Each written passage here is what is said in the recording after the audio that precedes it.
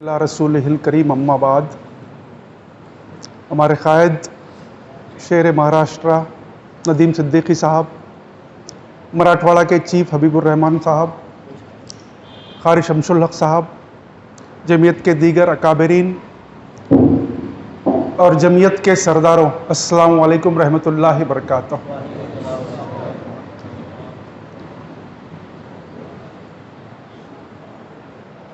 जमीयत का तरबियती कैंप और सदर साहब का हुक्म हुआ कि जाना है, और इस तरबियती कैंप से आप लोगों में से किसी एक बंदे के दिल में भी ये बात अगर उतर जाए, एक बंदे के दिल में, तो मैं समझूंगा ये प्रोग्राम कामयाब हो।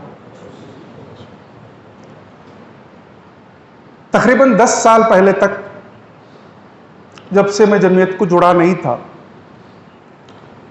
उससे कबल सिर्फ मैं एक नाम नेहाद मुसलमान था।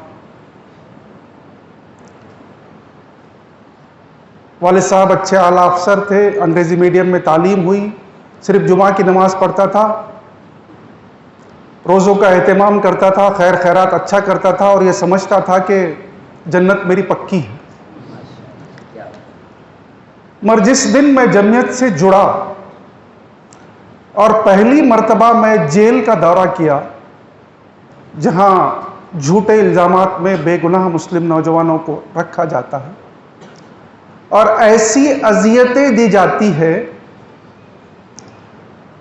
जिसका आप अंदाजा लगा नहीं सकते। अगर उसमें से मैं कुछ बयान कर दूं तो 3 रोज तक आप खाना नहीं खाओगे। कई सालों तक एक कैद और बंद की जिंदगी और तकालीफात झेलने के बाद जिस गर्मजोशी से वो लोग मिलते हैं और अल्लाह का नाम लेते हैं, ये वो चीज है जो मुझे सही मानों में मुसलमान बनाई। जब मुशरिकीन मक्का जब सजा देते थे मदीने वालों को, उस चीज का, उस तारीख का मवाजाना कंपैरिजन अगर कर सकते हैं तो आप इस दौर में कर सकते हैं। इतनी तकालीफात झेलने के बाद भी उनके मुंह से जो कलमा निकलता है, ला इलाहा इल्लल्लाह मुहम्मद रसूलुल्लाह, मैं पूछता हूं भाई कैसे हो? तो बस अल्लाह का करम है भाई। तो अल्लाह का शुक्र अदा करने का जो उनका तरीका है, इतनी तकलीफ के बाद भी, इस चीज से मेरा ईमान बनता गया। उस वक्त मैंने तय किया कि मेरी तमाम जिंदगी यहां से रहेंगी तो इंसाफ के लिए जमीयत के साथ में रहूंगा, और मैंने तमाम जिंदगी इस काम के लिए लगा दी। अब चूंकि जमीयत का रुकन बन गया, जमीयत की जिम्मेदारी आ गई, अब दुनियादार ऊपर से वकील, तो जो ज़ाब्ते होते हैं, जो डेफिनेशंस होती है सक्सेस की, दुनियादारी की, वही मेरी थी। अच्छा खासा क्रिमिनल लॉयर था, लाखों रुपए कमाता था, और एनडीपीएस, नारकोटिक्स, मनशियात जिसको कहते हैं, उसका मैं एक्सपर्ट वकील कहलाता था, मर्डर का और उसका क्रिमिनल का। लेकिन जमीयत में आ गया तो अल्लाह ताला ने पूरा सर से पांव तक मुझे बदल दिया। जो बेशकीमती चीजें और जो बेतहाशा दौलत, उसमें उतना मुझे अल्लाह का वो नहीं था, बरकत नहीं थी जितने आज कम उसमें मुझे बरकत है। और उस वक्त मैं जहाज से नहीं घूम सकता था, चाह के भी महीने में 1 बार जाता था, लेकिन आज अल्लाह के काम में लग गया तो अल्हम्दुलिल्लाह महीने में से 15 दिन मैं जहाज में घूमता हूं। बोलना आपको इसलिए है कि आप हक के लिए और अल्लाह की राह में निकलो तो अल्लाह की मदद आज भी आती है। उसका जीती जागती मिसाल मैं हूं। आपको एक मिसाल देता हूं।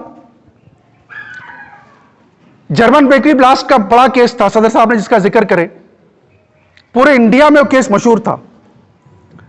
और वो केस बहरकैफ उस बंदे को 5 बार फांसी, 6 बार उम्र कैद, ऐसे 11 उसके अंदर सजा लगी।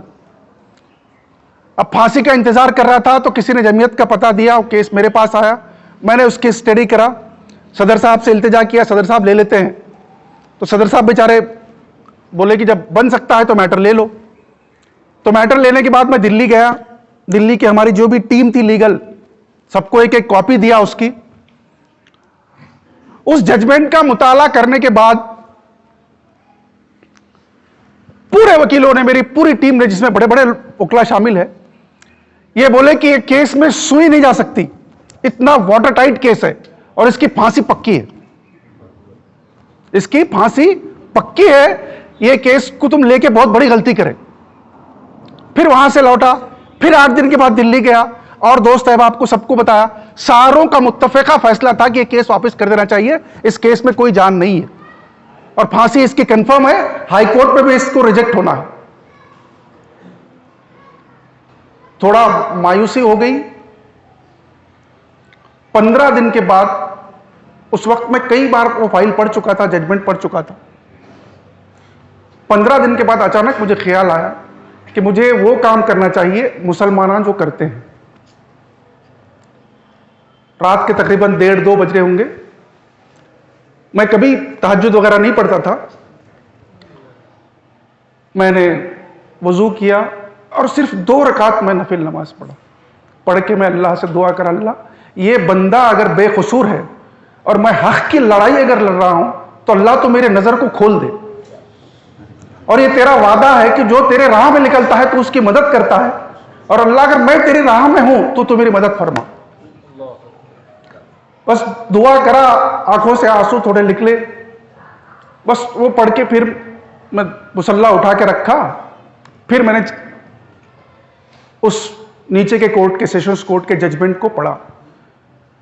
एक ही रीडिंग में मुझे 352 ऐसे पॉइंट मिले जो उसकी बेगुनाही दर्शाते थे, और सिर्फ 12 पॉइंट के ऊपर हाई कोर्ट ने उसको बाइज्जत रिहा किया। 340 पॉइंट तो आगे इस्तेमाल ही नहीं करने पड़े। तो आज के दौर में भी एक गुनाहगार वकील को, जो सर से पांव तक गुनाहों के दलदल में डूबा हुआ है, उसको अल्लाह की मदद आ सकती है। तो आप तो अल्लाह वाले हो, जमीयत के सरदार हो, सिर्फ शर्त इतनी है कि आप मुखलिसाना तौर पे अल्लाह की राह में लिख लो। मदद आती है, उस वक्त भी आती थी, आज भी आती है, और इंशाअल्लाह आगे भी आती रहेंगी। इसमें माइंडसेट का सवाल है। आपको यह बात मैंने इसलिए बताई, इसमें एटीट्यूड का सवाल है, इसमें ईमान की खुव्वत का सवाल है। कलमा तो सभी पढ़ते हैं, लेकिन कलमा उस तरीके से पढ़ो, कलमे को उस तरीके से आपके दिल में महसूस करो, और जिसका दिल ला इलाहा इल्लल्लाह मोहम्मद रसूलुल्लाह के उससे गूंज उठा है, वो दिल किसी से खौफ नहीं खाता। कोई भी बाहमी ताकत चीज आपको डरा नहीं सकती। और यही वजह है कि मेरा जो डिफेंस है सेशंस कोर्ट से लेकर सुप्रीम कोर्ट तक, वो ऑफेंसिव डिफेंस रहता। ऑफेंसिव डिफेंस, मैं डरता नहीं, सिर्फ अल्लाह की जात से डरना है, बाकी किसी से डरना नहीं है। तो ये जो चीजें वरगलाती है आपको पेशकदमी से, कि एक तो आपकी मौजूदा सूरत हाल से वाकिफ है, उसको रिपीट करने की जरूरत नहीं है। वाकिफ है ना कि कभी कोई अलग सेशन लेके उसमें बता देंगे क्या क्या चीजें हैं। परेशानियां बहुत है, कोई इस पे खुल के बोलता नहीं, कोई समझ नहीं सकता। कितने चीज हो गए, नई तालीमी पॉलिसी आ गई, उसके असरात क्या होंगे, 90% मुसलमानों को पता नहीं है उसके असरात क्या होने वाले। उस पर आपको सेशन लेना पड़ेगा कि हालात हाजरा क्या चल रहे हैं, पर्सनल लॉस की क्या हालत हो गई है, दूसरे अमेंडमेंट्स कैसे आ रहे हैं, सीएए के क्या होने वाला है। ऐसे कई मसाइल हैं जो आपको एड्रेस करना है, और उसके लिए बुनियादी तौर पे अगर आपको कोई चीज करना है तो तालीम। आपको मसाइल जानने के लिए जरूरी है कि आप खुद तालीम याफ्ता हो, और उसके तरफ अपना रुझान ही नहीं है। तो कुछ चीजें जो आज मैं इसलिए आया सदर साहब के हुक्म पे कि कुछ चीजें शेयर करो, मेरा फरीजा जो है, एक मुसलमान होने का फरीजा, वो मैं पूरा करूं, ताकि यौम महशर में जब फरिश्ते मेरा कॉलर पकड़ेंगे तो मैं बोलूंगा कि मैं ये बात आप तक पहुंचा चुका हूं। क्या रेशियो है एजुकेशन का, हायर एजुकेशन का क्या रेशियो है? 4 बड़ी कौमें, यहूदी, ब्राह्मण, ईसाई और मुसलमान। हायर एजुकेशन का यहूदियों में परसेंटेज है 96%। कितना? 96। ब्राह्मण में ये तादाद 74% है। कितने? यहूदियों में 56%, ईसाइयों में 56% है, और मुसलमानों में 2% है। आपको तालीम नहीं है, आपका मुताला नहीं है, तो आपको जो भी पेशरफ्त आगे है चीजें वो दिखाई नहीं दे रहे।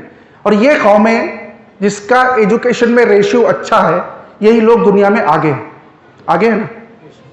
तो मुसलमानों के कौम और मिल्लत के पीछे होने के बुनियादी वजूहात में से एक वजह तालीम है। तो आपको आज से तय करना है कि मैं खुद पढ़ूंगा, मेरी आल औलाद को पढ़ाऊंगा, खाना 2 वक्त के बजाय 1 वक्त खाऊंगा, मगर एजुकेशन क्वालिटी एजुकेशन दूंगा। मराठी में कहावत है, शिकाल तर वाचाल, आप अगर पढ़ोगे तो ही आप बचोगे। और एक तालीम याफ्ता बंदा 1000 गैर तालीम याफ्ता बंदों से बेहतर है।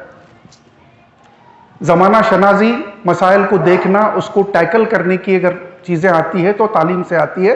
वो क्वालिटी एजुकेशन अशअद जरूरी है। क्वालिटी एजुकेशन है। आज अफसोसनाक पहलू यह है कि सुप्रीम कोर्ट में बाबरी मस्जिद का केस लड़ने के लिए एक भी सिविल मुसलमान अच्छा वकील मौजूद नहीं है। इससे बड़ा सानेहा और क्या हो सकता है।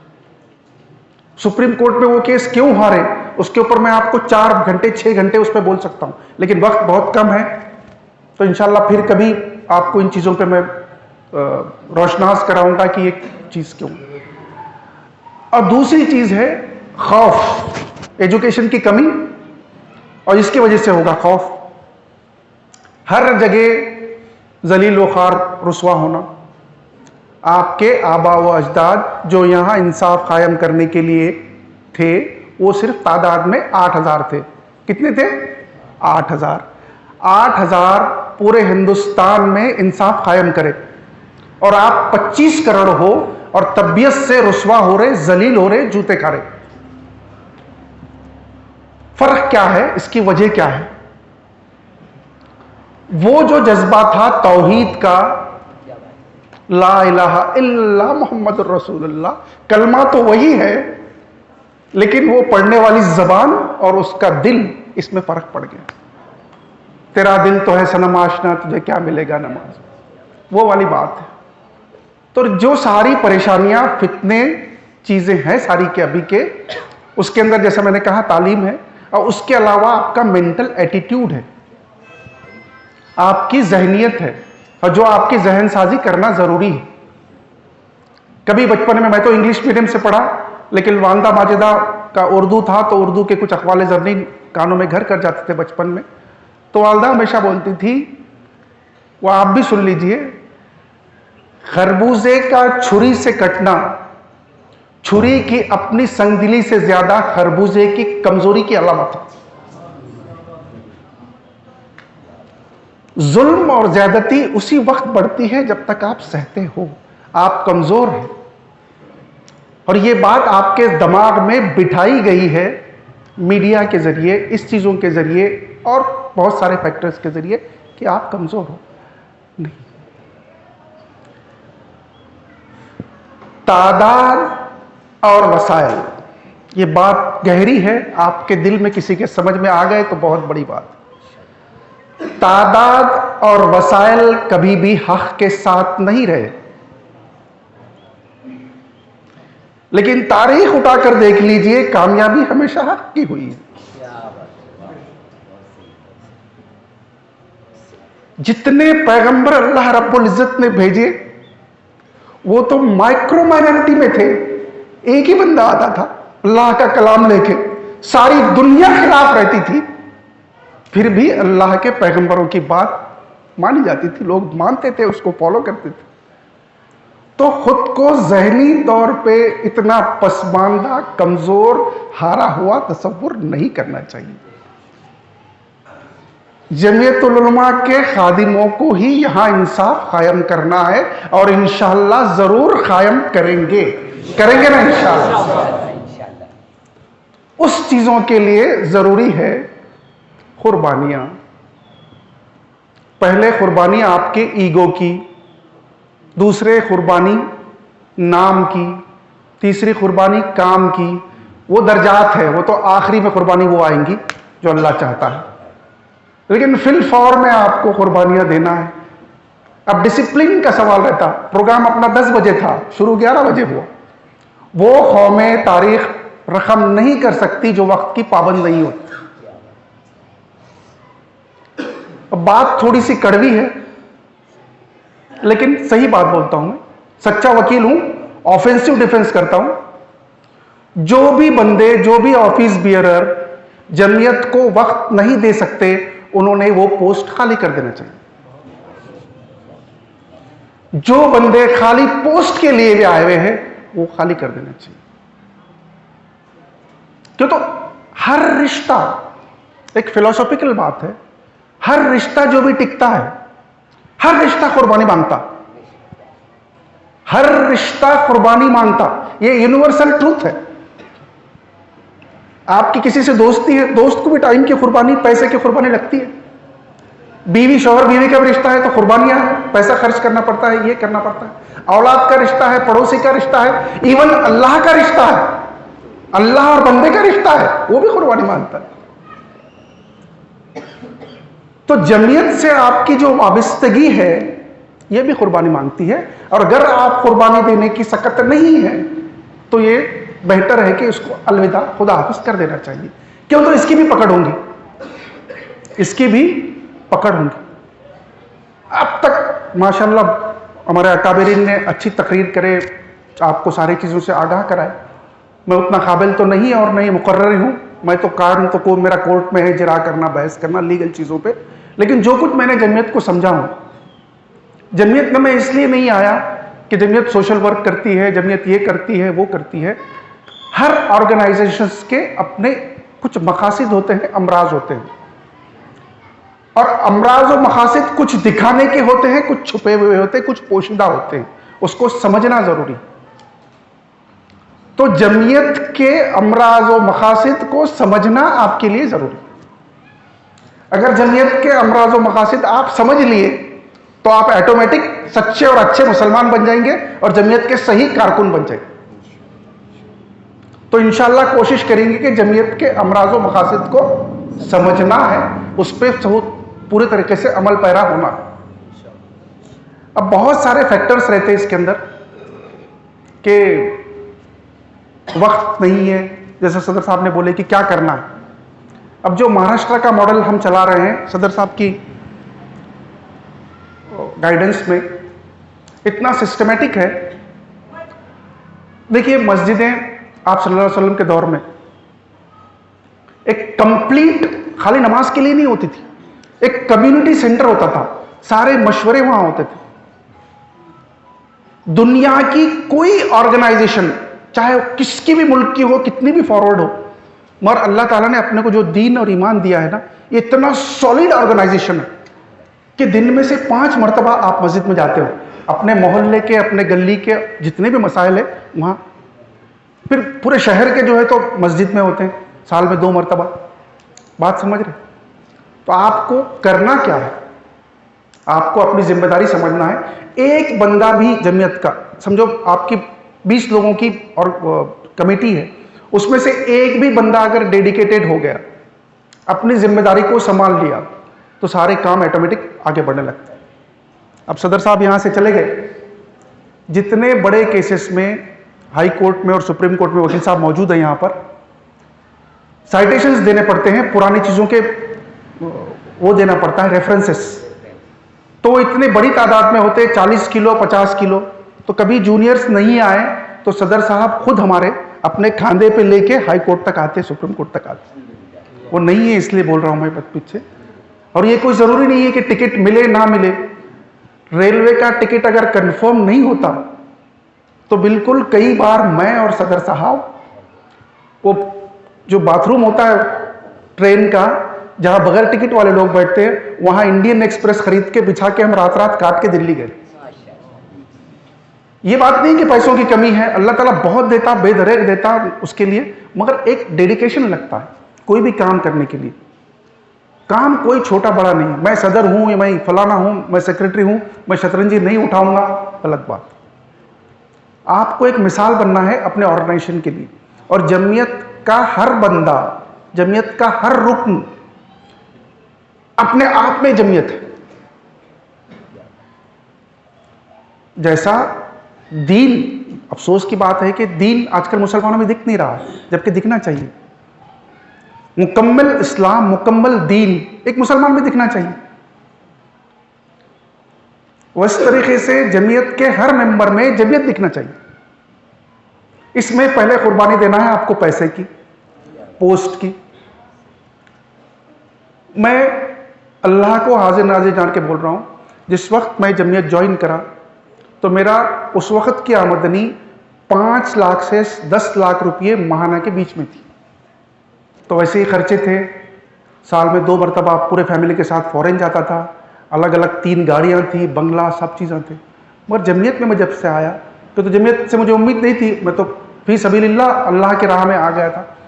तो जमीयत ने मुझे पूछे कि आपको कितना पैसा लगेगा अज़दवाज ज़िंदगी चालू करने के लिए। बोला सर मैं हूँ, मेरे बेटियाँ हैं, लड़का नहीं है और बीवी है, मुझे आप जो मुनासिब समझते दीजिए। तो मेरी तनख्वाह जो शुरू हुई जमीयत में वो 20,000 रुपये महीने से शुरू हुई। तो शैतान ने मुझे भी वर्गलाया। शैतान के बाद बीवी रहती वर्गलाने वाली कि अपना कैसा होगा, इतने लाखों रुपए कमाने वाले 20,000 में कैसा होगा। लेकिन कसम खुदा की वो 20,000 में भी इतनी बरकत थी कि पूरे खर्च के बावजूद भी मेरे पास 3 से 4,000 रुपये बच जाते थे। तो आपको मैं आपको दर्ज नहीं दे रहा हूं या वो नहीं कर रहा हूं, क्यों तो एक ट्रेनिंग सेशन है। तो आपको खाली आप भी थी मेरी इसलिए बता रहा हूं कि आप आके तो देखो, इस तरफ अल्लाह की राह में आप कदम बढ़ा के तो देखो। और अब तक आपने सुने कि ये फलाने अकाबिर ने वो करे, जमीयत के फाउंडर ने ये करे, फलाना मौलाना ने ये करे, फलाना मुफ्ती साहब ने ये करे। अब ये बातों को हो गए 100 साल, हो गए ना 100 साल। अब टाइम है अपना। और लोग बोलते कि ऐसे हालात आए, हुकूमतें ऐसी आ गई, कानून बदल जा रहे, ऐसे कुछ बोले तो उठा के डाल दे रहे, ये कर रहे वो कर रहे, है ना, इसी माहौल है। मैं तो बोलता हूं कि अल्लाह का लाख लाख शुक्र है, करम है कि अल्लाह ताला ने इस माहौल में अपने को पैदा करा, ताकि इस माहौल में आप तारीख रकम कर सको। ये अपन 2021 में है, 2121 में कोई बोलेगा कि फला फला अल्लाह का बंदा थे, जमीयत के मेंबर थे, जो लोगों ने तारीख रकम की। तुम ही गालिब रहोगे अगर तुम ईमान वाले हो। सवाल सिर्फ ईमान का है, वो जज्बे का है।